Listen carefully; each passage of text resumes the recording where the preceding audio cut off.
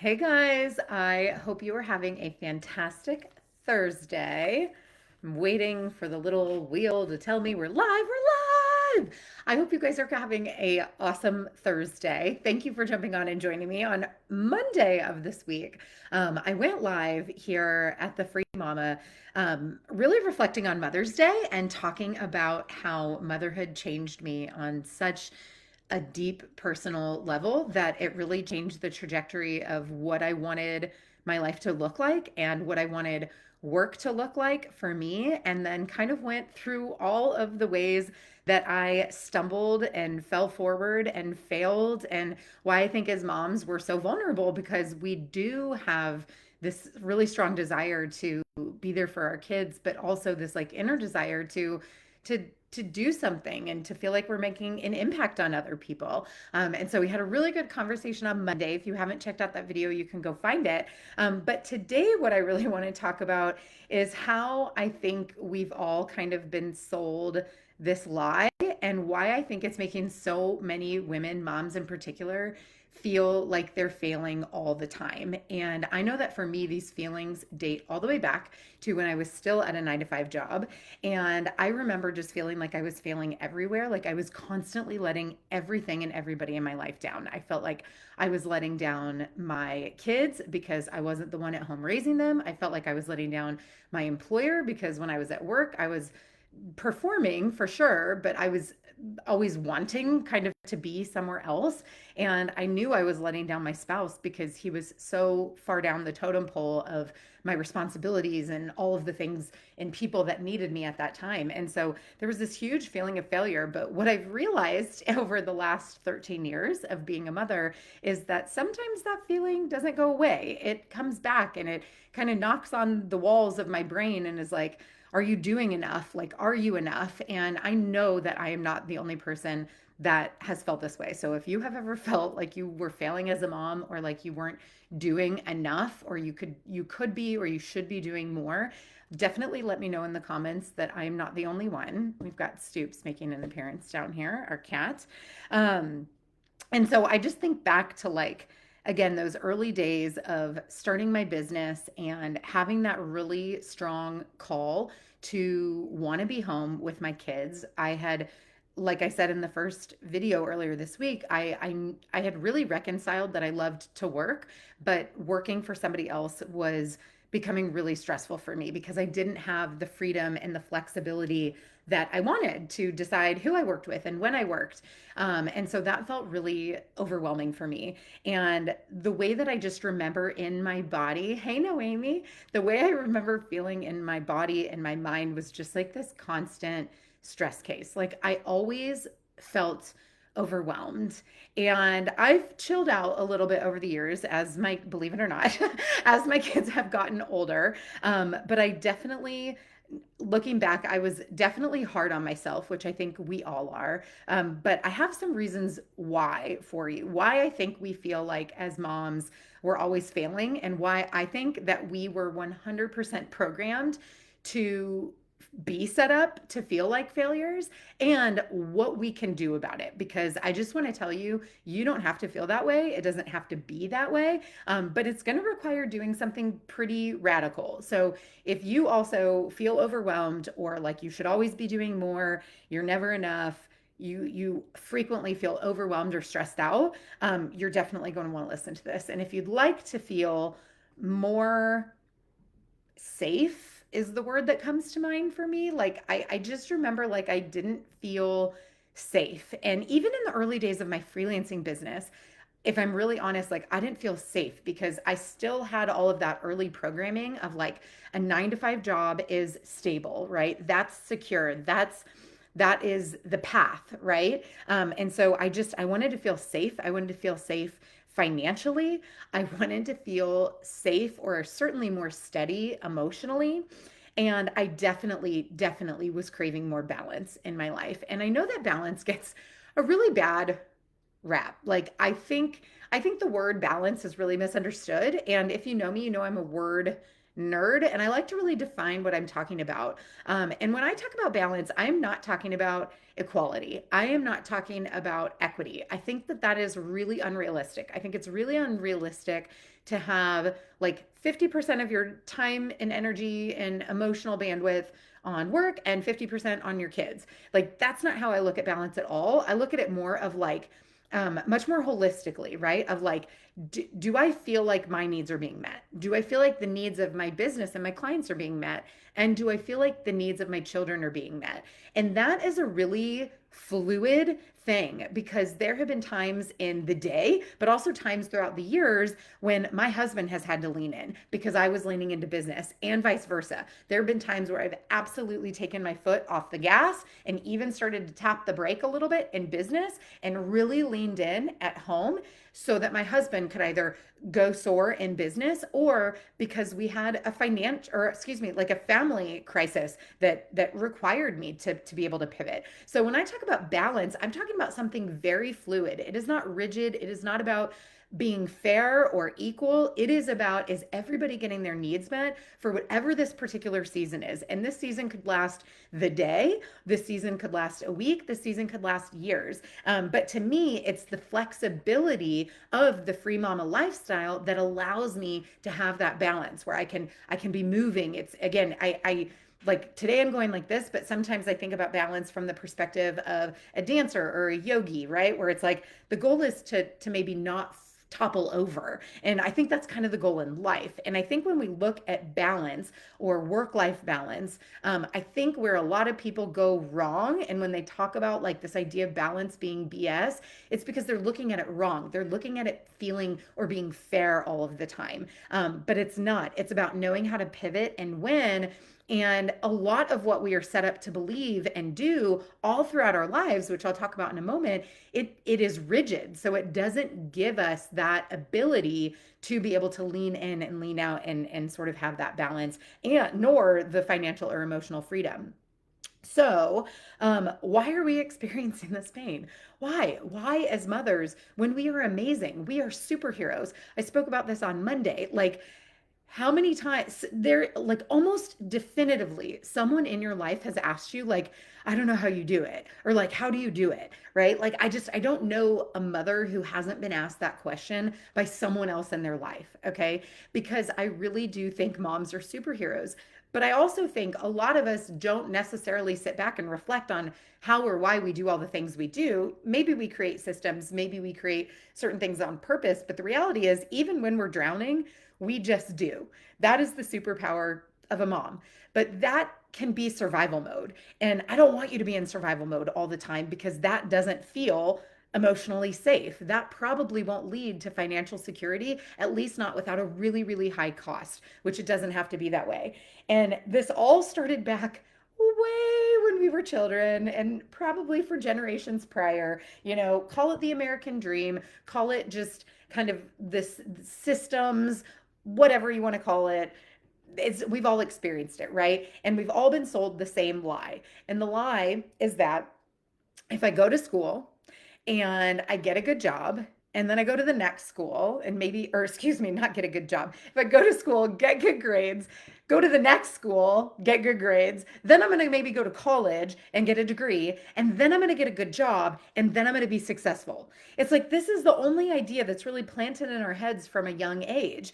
And the biggest problem with it, and well, maybe not the biggest, I don't know. I've got a lot of problems with this, if I'm being honest. But one of the biggest problems with this is that it teaches us from a young age to start to measure success externally. So we're being told when we do a good job, we are getting A's or getting grades. So we're getting literally graded on our performance. We are maybe getting like a bonus at a job, or we're having these annual reviews. And it's not that these things are bad. I think it's important to have some level of communication. However, a lot of us learn to be a little more performative, right? We're doing the next thing we think we should do, this thing that we've been sold that if we do this next thing, then we'll be successful. And when we feel successful, maybe we'll feel happy because part of the whole human experience is we don't want to be in pain. We want to move towards pleasure. but we've kind of been sold this idea that we should be happy all the time and that the way to be happy is to be successful. And to be successful, we've got to go check all these marks off that again we were taught from a really really young age. And then, as if that's not complicated enough, you guys, somewhere in the mix here in the we'll call them early 2000s, I think it was like 2000, yeah, early 2000s, social media came along, right? I'm like, what year did social media come along? I guess, well, we had MySpace. That probably wasn't healthy either. But Facebook would have been around 2004, 2005 is when it started for those of us who were old enough to be in college and remember that. And social media sort of perpetuated this myth, right? Where like now we're not getting grades, but we're getting likes, right? I can see how many eyeballs are here. I can see when Noemi comments. I can see these things that's like, it's like, oh, I'm doing good because now she's commenting. Or, okay, when I posted that thing and a bunch of my friends like it, that was good. I like that feeling. I want to create more of that feeling, but it's not real. Okay, don't get me wrong. I love Noemi. I'm so thrilled you're here and commenting and helping me make this point, right? But that is not a measure of success. And so we get that dopamine hit. I get this engagement from somebody who's watching this video, right? And I can pat myself on the back. But the problem is, in about 30 seconds, it's not going to feel good anymore. And so then I'm left with myself. And I'm either going to go do it again in some superficial way, right? I want somebody to go pat me on the back, or I need that like, or I'm going to go try to get that superficial thing that's going to make me feel worthy or important or successful. Or I'm going to feel like a failure because I'm not posting right now, but I'm already on social media. And so maybe I'm going to scroll for a minute and oh my gosh, this person is celebrating this thing. And I've been trying to do that thing, but I haven't done it yet. And that person is like, homesteading while they, raise their 5 kids blindfolded and make $1 million a minute, and like they're wearing makeup and a cute dress. Like I can't compete with that, right? And then we scroll to the next thing and it's like, and I'm guilty of this too because I have gotten into my sourdough, I'm not gonna lie, but like, we've got the moms baking bread and we're like, I can't compete with that, I'm working. And then we've got, the person doing all the XYZ, the person with the 6-pack abs 2 weeks after giving birth, and we're like, oh my gosh, I feel horrible, but right? And so we're seeing all of these things, but we've been taught to get this external validation at the same time that we're seeing everybody else post the highlight reel of their life.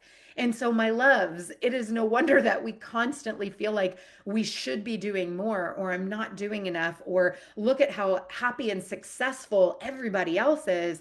And maybe if I could just get it together and do those things, then maybe I would feel successful and then I would feel happy. And we're chasing the wrong thing. And like I said at the beginning, this is really difficult, you guys, because we have to do something radical. Like if we want to experience something different and we don't want to feel stressed out and overwhelmed and like we're not good enough and like we're failing, if we want to feel something different, we have to do something different. We literally can't do what everybody else is out there doing if we want to feel something different. And so the radical idea that I want you to think about today is this idea of going against the status quo.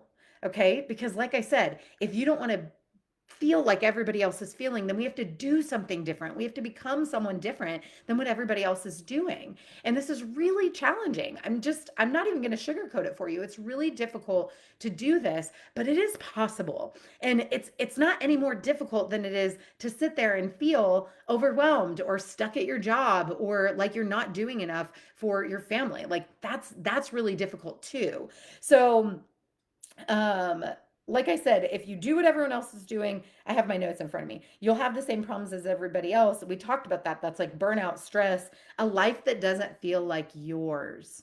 I don't know if any of you guys are there yet in your journey, but I know that I really experienced this several times in my life where because I was trying to keep up with everybody else and do what everybody else was doing because I thought that it would get me the result that I wanted, it kind of led me to having a life that I didn't really even want because what I had completely taken out of the equation was my own independent thought, right? Again, we've been programmed to perform and to go to the next level and get the job and do the thing, and then it's all going to be rainbows and butterflies, but that's not the way that it works. So what I want you to do is something radical, and I want you to say no thank you. I want you to say no thank you to the things in your life that are not serving you right now. And I want you to build your own path. And there's a really good chance that your path doesn't look like mine. I'm kind of chuckling that Noemi is here because Noemi's business path was very similar to mine. And in fact, several of you who might be watching this maybe followed a similar path. But even then, I can think of so many differences when you do this quote unquote right. And I don't mean right like correct, I mean right like for you. So, first of all, I want to know if this is hitting home for any of you. Let me know if any of this is resonating with you. Because what I do is give people a framework to build something of their own. And this big shift, if you don't want to feel these ways, this way, if you don't, these ways, if you don't want to feel this way, you have to build your own path. And the only way to do that is to create something that's uniquely yours. It's to define success on your own terms. And it takes some sort of rewiring and backtracking for all of the beliefs that we've been sold, these lies that we were just handed as children of like, this is the next thing, this is the next thing, this is the next thing. Because what I want to tell you is that success can look very, very different for different people. But the part that is so important is that you really figure out what you want your life to look like. Because, like I said, at multiple times throughout my life, I've sort of woken up and been like, what am I doing? Like, how did I get here? Because I was just so on autopilot and it left me not feeling awesome. And so I want you to build something that's yours. I want you to create a path that's yours. And I don't want you to do that the hard way. I want to teach you my freedom path. And freedom is an acronym. This is something that all of my Free Mama students have been through. And I'm really excited because here in about 2 weeks' time, I'm actually going to be showcasing the freedom path for free.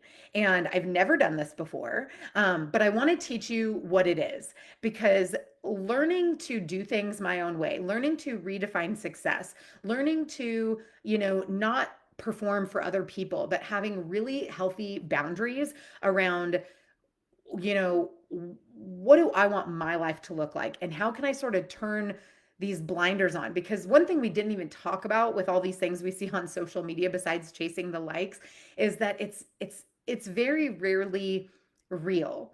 And even when it's real, it's a really small part of that person's life that you're seeing, even when they make it seem like you're seeing it all. It's just not so. And I know this because I've had so many people that I see online sharing things, and then they will tell me something else privately that does not match the story. And I would absolutely never share anything that was shared with me in confidence. But an example that you might remember from a few years ago, if you were kind of in this online space, and I had so much compassion on my heart for this person at the time. But if you guys remember when Rachel Hollis and her now deceased ex-husband, when they broke up, and I will never forget this because we were actually reading Dave Hollis's book in the Free Mama Book Club at the time that they announced that they were getting divorced. And I remember, I like Rachel. I don't know her personally. I like her. I think her books are um, great. I think the message is great. But I remember we had some die-hard Rachel Hollis people in the book club, and we were reading her husband Dave Hollis's book, which wasn't as maybe female oriented. Obviously, he's a man. But I remember we had a few people that were like really upset. They were really, really upset at the announcement of this breakup because as recently as like a couple of weeks, they had been giving like marital advice, like on their podcast or whatever they were doing collaboratively. I think they did a podcast together at the time. And people felt lied to. And again, I had a lot of compassion because I can't imagine what it would be like to go through that as like a public couple in the first place. Do I think it was right or wrong that they were doing these things and maybe monetizing it? That's not really the point. The point is everything we're seeing about someone else's life online is curated half truths, like at best. And so when we look at other people's curated half truths and we make it mean something about ourselves, that's not as amazing as you are on the inside for who you really are, that is doing us a massive disservice. Okay. So I don't know what made me go down that road, but I just feel like you need to know that everything you're seeing online, it's not even real. But what is real is that you can create something like we talked about Monday, stable and with longevity that is your own path. It is unique to you. It is not do exactly what Lauren did, but it is can I learn wisdom from someone who has managed to be self employed for a decade and taught over 8,000 other people to do it? Is there something there for me to learn to build my own path? And that's what I'm going to be teaching in a couple weeks. So I put it in the description. I will come back and put it in the comments as well. But we have a wait list that you can sign up for. This is not a crazy commitment. It just means that you're going to be the first to find out when we go and do this live presentation here in a couple of weeks' time, where we are going to teach the Freedom Framework. So again, freedom is an acronym, and this is what took me from burnt out, overwhelmed, crying all the time. Literally, I say that and I kind of chuckle now only because I can't believe like the contrast in my life and how I felt then when I thought that I was doing the right thing because I was doing what I had always been told to do, and everything that I've sort of unlearned or reprocessed differently to be able to be walking my own path and doing it where I feel comfortable in my own skin for the first time. And like I don't have anything to prove to other people online or otherwise. And so it is possible and it is possible for you. But I just want you to know that if the internet or even just something in real life makes you feel like you're not doing enough, number one, you are not alone. And number two, just this whole history of programming that was taking place that led us to this point where we feel like we need. I think someone said in the comments, it's like the gold stars. It's like getting a gold star. Like I don't know if you're a millennial like me, like we grew up with participation trophies, right? Like everyone's amazing. You're great, and you are amazing, and you are great. And not everyone is successful. Like, I don't know, I think maybe we needed to learn like what was actually required to sort of make it. But the spin that I want you to hear today is that the best way to do that is by not worrying about everybody else and by building your own path. So, again, if this is resonating with you, I see a long comment from Jessica. I'll read it here when we wrap up. I really, really encourage you to sign up for that waitlist so that we can talk more about this. I will also be back next week with a few more live videos for you, sort of going layers deeper into this topic and specifically how freelancing really changed the game for me when it came to that burning desire to stay home, but also some of those things that made it feel really hard to get started, which was not really feeling like I was enough. So I hope you guys have a great rest of the day. If you guys are picking up what I'm putting down, please let me know in the comments. And if you have any questions at all or anything that you want to share, I would love to come back and be able to answer or read those as well. So I hope you guys have a really great day, and I will see you back here next week. Have a good one.